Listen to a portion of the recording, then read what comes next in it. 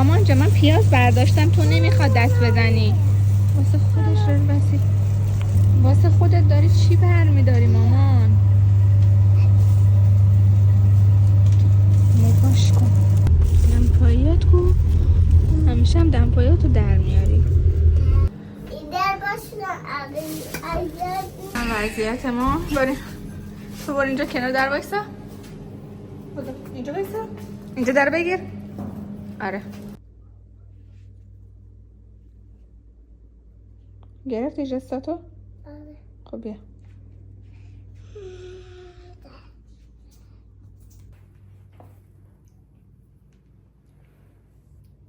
خب ما اینا رو شستیم، بعدش هم که هسته سردال رو گذاشتم که بشکنم و مغزش رو بخورم. ما بریم چند تا خرید دیگه داریم تا اینا آبش گرفته میشه، بعد بذاریمشون توی اینا. برمیگردیم.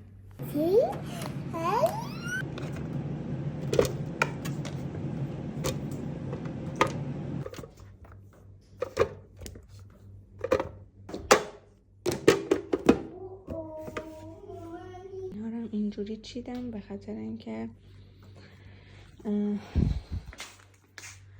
پیازه که اینجا زیاد میمونه توی گرما تعدادش کمتر باشه. اینا بذارم توی یخچال.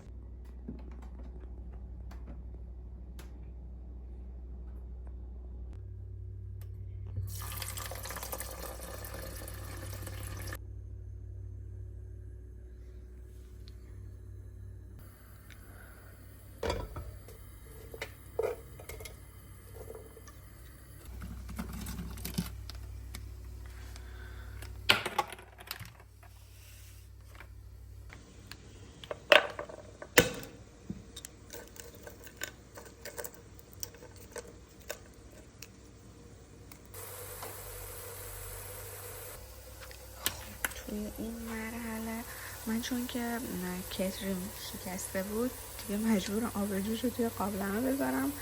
پیازم که به این مرحله رسید، من تا 2 باره که فسنجون درست کردم، ولی با اینکه 2 بار درست کردم بازم یادم رفته مثلا توی اینترنت سرچ میکنم.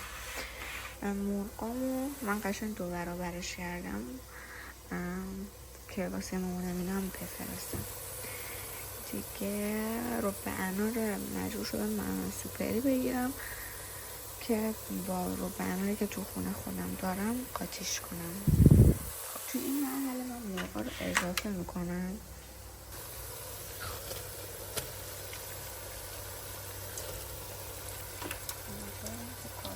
واسه اینقدر کوچیک نباشه که هستم.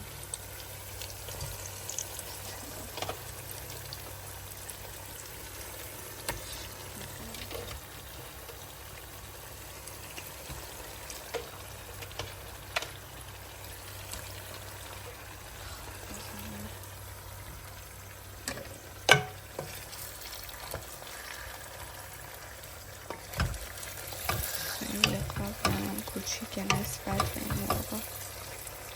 آقا یه چیزی بزرگترین قابلمه واسه این تعداد مرغ خیلی کوچولوه.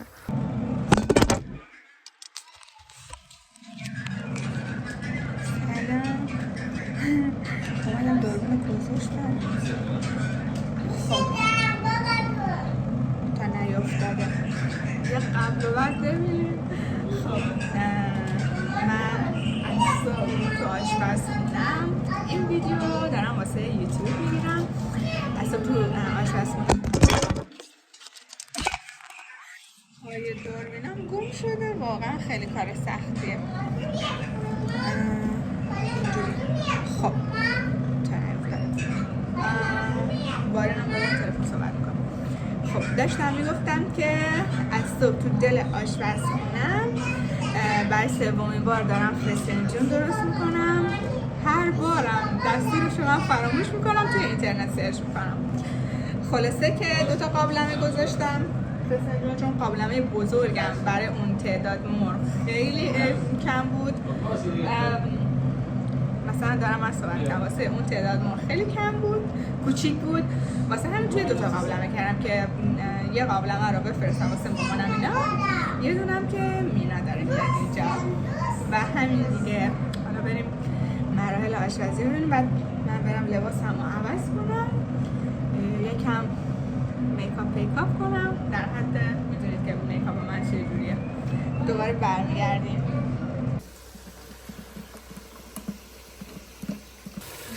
توی دو تا قابلمه دارم می‌کردم. اینجا گفتن که باید کفای روش رو برداریم تا، یعنی یکی از نکته‌اش این بود که اگه کفا رو برداریم خیلی خوب جا میفته. تا کفاش رو برداریم.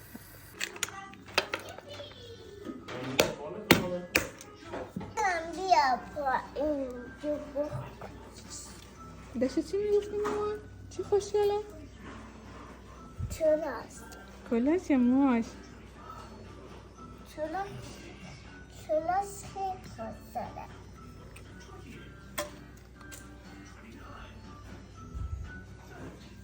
نه چلاس خیلی خوشگله.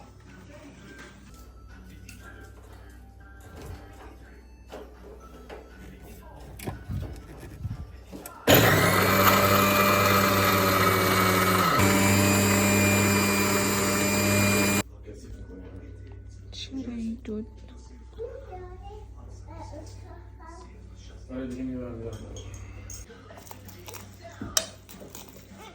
داریم. بیا چرا قهر کردی ماما؟ خب بیا.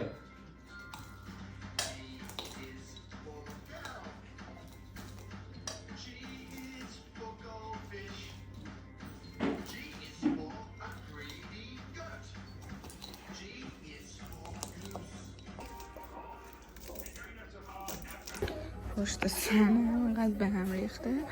مرغا رو دیگه گذاشتم چون من نتونستم توی اون نیم ساعته برسم چیز کنم. الانم جدا میخوام گردوها رو تفت بدم. بعد بهش یه لیوان آب سرد، البته من چون حجم قدم 2 برابره 2 لیوان دیگه میذارم یکم خودش روغن بندازه. بعد رب گوجم تفت میدم جداگونه و رب انار رو بهش اضافه میکنم. خب خیلی مرغا وضعیت پشت سر دستم گوشی نزدیک بود بیفته. خدا رو شد از اون رب استفاده نکردم، یعنی ربای خودم رسید. یکی این رب آلوچه ای، نگاه رنگشو. بعد از نیم ساعت اینا رو به مرغا اضافه میکنم. خب من 2 لیوانم آب سرد به هر قابلمه اضافه کنم و با شعله ملایم میزنم که بپزه.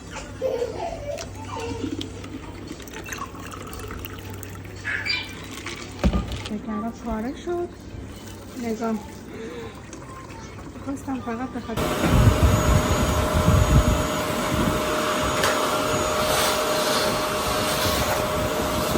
اینم سهمیه مامانم، اینا بره اونجا دوباره خودشونم بزنن جا بیرون. خب منم گشتمم دود کردم. اینو که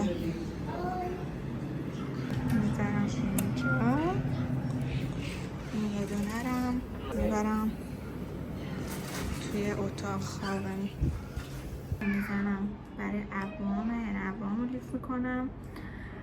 و الان تقریبا همه کارامو کردم.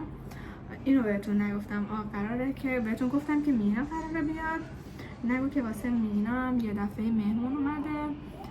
بعد دیگه اون از قبل نمیتونسته دیگه، ما از قبل برنامه ریزی کرده بودیم واسه جمعه.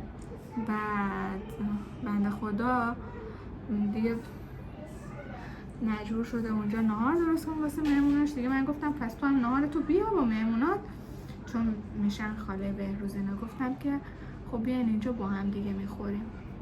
دیگه من نه نگران اینم که اصلا غذا مالا کم باشه و اینا. دیگه مینا هم خودش درست کرده. گفتم پس بیاین اینجا.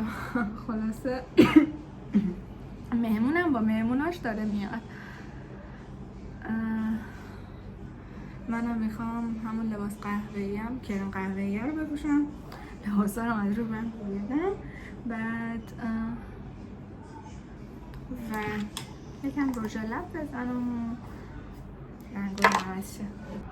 طبق معمول من یه رژ لبه، اون رژ لب وسط لب گلی شدنم حافظم پرشد. خب من قراره این لباس رو بپوشم، لباسم از هم بمادم تختشو کنم. ببین دختر فعال و زرنگشم از این که بیکار نمیشینم خیلی خوشم میاد. گوشیم هم داره زنگ میخوره. خب من آماده شدم. یه کوچولو دوباره گشتر رو دود کنم اینجا. روی لباسم بگیرم. چه دوربین اینجوری داره میشه. با گریه های مینم با قریه ماهی داریم. فسنجون به برنج هم داره دم میکشه. برنج مینم که اینجاست.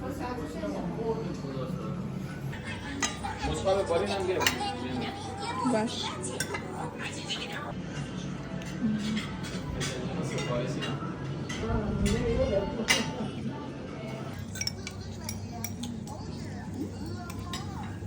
مهمون ها رفتن، من دوباره واسه خودم کشیدم.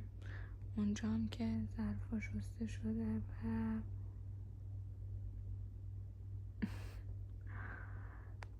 دیگه بارینم خوابیده، خودم هم خلوت کردم.